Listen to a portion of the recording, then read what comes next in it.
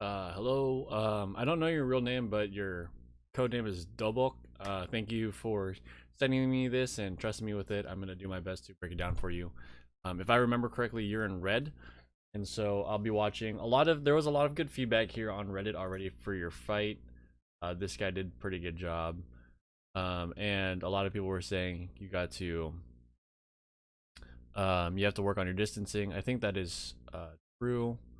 Um, but yeah, so we'll get it. We'll get into this.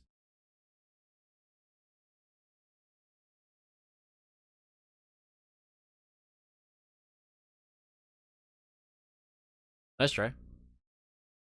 Yeah, so, well, number one, obviously block your head.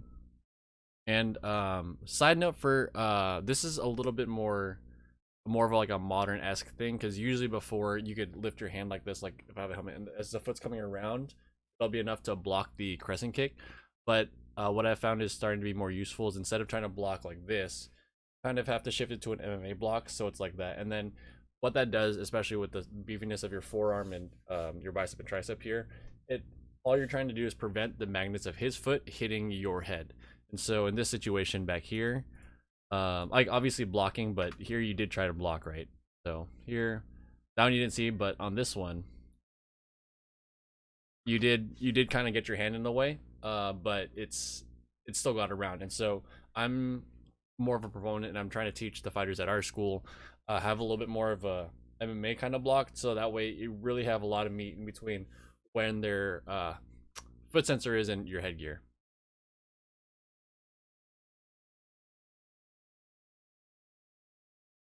Hand motion. All right. Oh, nice try. So that wasn't a bad attempt here. This is pretty good exchange.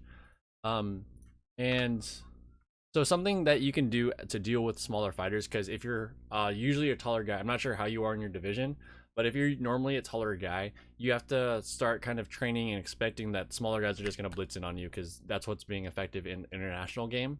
And so it's something for you to prepare for. And something you can do to prepare for that is have your initial reaction when they blitz at you to slide back once and then try and counter right away.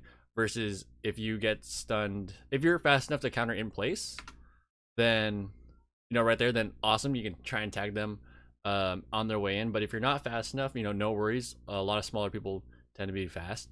What a lot of people in or like in, I guess, international game do is they'll slide back first and then try and counter. And so as they're blitzing, if you slide back first, that gives you a little bit more time to react versus if they blitz and you're trying to react. So pretty good covers there, and nice try going for the head kick. That's not. I don't falling down. Don't worry about it. That's okay. That was a pretty good attempt. I would so something to do here instead of just waiting for him is I would make sure you motion a little bit, because if your only big motion is when you kick, then he's gonna know exactly when you're kicking at him. If that makes sense. But if you throw in smaller motions, then he's not sure if what you're throwing is a motion or like a fake or the actual kick, and that creates doubt in his mind and it makes him second guess himself. Block, try and get in the middle. Try and get in the middle. That's okay if no worries.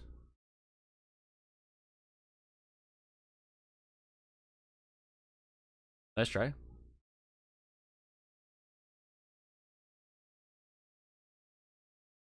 Not a bad attempt also.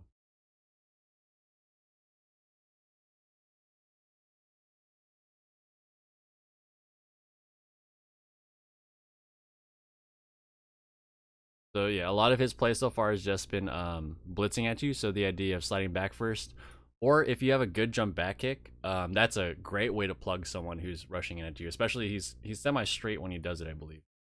We go back to here. I mean, that one may not have worked because he actually came off the line.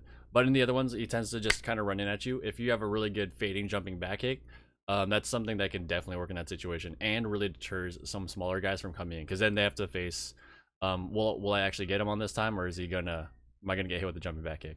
Nice job scoring. I think it was back leg, right? Yeah, nice cut. I mean, it does kind of suck now that in newer Taekwondo you have to like. It's not always the roundhouse kick that's gonna score. Roundhouse kick with a lot of pop. It's whatever makes contact with the hogu. And then I'm not sure what you're comfortable with, but generally if I'm fighting someone smaller, I don't spin because I assume they're going to be faster. And so I don't try and spin at all. A lot of my stuff is nice sportsmanship. A lot of the stuff I would say is try and drill a lot more front leg head kicks and short range head kicks. So when I'm drilling my head kick, if I can reach like that far, that's not what I'm going for because they're rushing in. So I can try and kick almost in front of my face, like right in front of me, because that's where they're gonna be closing in on you, right? And so something to drill, if you're gonna go into someone smaller again, is practice motioning and then lifting for a face shot like in front of you. And so that way it telegraphs to your opponent that some of these are fakes. So if you bite on a fake, you know you can get in. But if you bite on and I'm actually kicking and you're wrong, there's a face kick coming. And so you can do that with a small axe kick. You can do that with an op ball to the face, short range.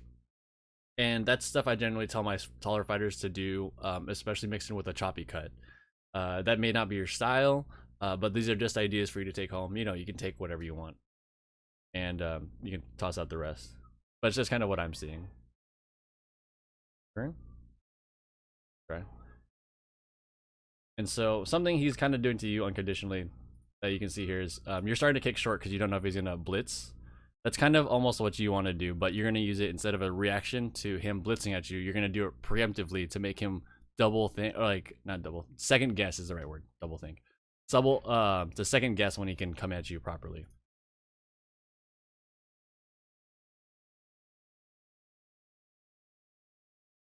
Second round, any adjustments? Nice try.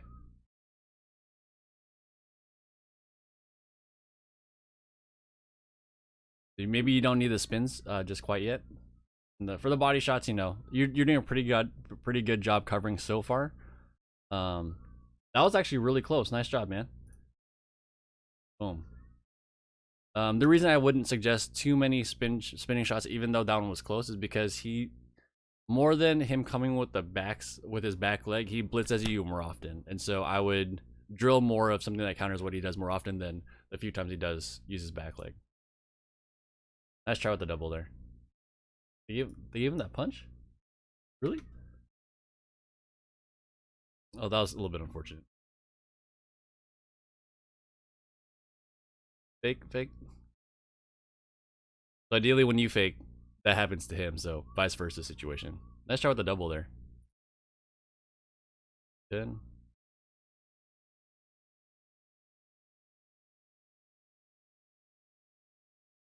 Yeah, I definitely add a little bit more motions to your game, so that way, when you do go, it's not a complete tell. Well, as soon as you have a big motion, like whether or not it's going to be a kick.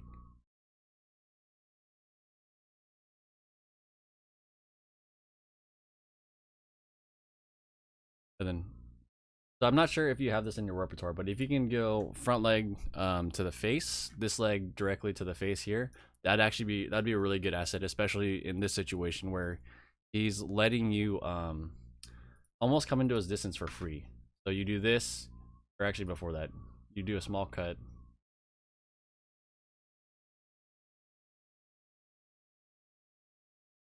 So small cut. It's not really for free, but it's in my opinion, it's rather safe. So you come in, boom, boom, and then instead of going full out, if you expect this front leg to come in and you're able to bring your front leg to the face, he's not really even blocking there. That's an opening for you to do, and especially as a taller player in this situation, or if you're a taller player in general, being able to cut, expect a counter, and then go into the face right after is really advantageous to you because, I mean, basic range wise, if he's kicking to your body, that means if you're taller and he's kicking to your body, that means he's closer. He's already like within your range, which means a headshot's probably an option. So that's something I'd also try and work on is using your front leg down, expect the counter, and as the counter's coming, then try flicking for them.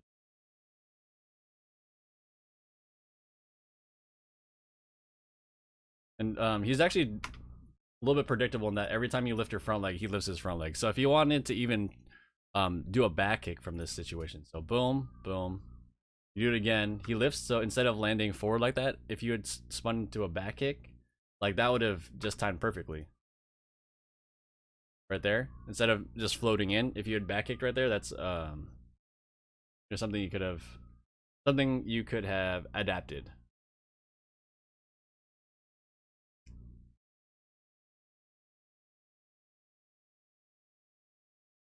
Yeah, especially because it's all seems like it's all coming out of his left in the front leg. That's something you can in this specific situation. I know it's telling you not to spin earlier, but if they're only going to use that one counter against you, so this guy's only been using his front leg against you in the last 6 or 7 iterations. Every time you've used your front leg, if they're going to do that against you, then hit him with a back kick by all means. So here, like, you were watching the tape. He did his front leg multiple times. If they do that against you, feel free to spin. In general, against someone smaller, I don't spin. I would opt for maybe a head kick with your front leg, but that's up to you and what you're comfortable with.